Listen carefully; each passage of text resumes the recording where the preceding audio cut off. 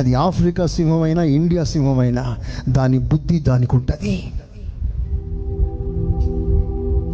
ఇంత విస్తరించిన దేవుడు కలగజేసిన ఆ స్వభావం ఉందే, ఆ స్వభావమే క్రమక్రమంగా విస్తరిస్తూ ఈరోజు రేపు పుట్టే సింహానికి కూడా అదే లక్షణాలు వస్తాయి. ఆమేన్. హల్లెలూయ. గాడిద గాడిదనే కంటుంది, గుర్రం గుర్రాన్ని కంటుంది. అలాంటి వారసత్వం మనము సంపాదించాలి. మనలాంటి భక్తి గల వారిని, మన పిల్లల్ని మనం తయారు చేయాలి. అందరూ ఆమేన్ అనండి గట్టిగా. పిల్లోడు నేర్చుకుంటానులే అని పిల్లలకి ఇడిచిపెట్టకండి. మీరు నేర్చుకుంది మీ పిల్లలకి ఇవ్వండి. మొక్కై వంగనిది మ్రానుగా వంగదట. సో చిరు ప్రాయంలో, చిన్న వయసులో ఉన్నప్పుడే వారు నేర్చుకోవాల్సిన వాటిని నేర్పించడం మన బాధ్యత.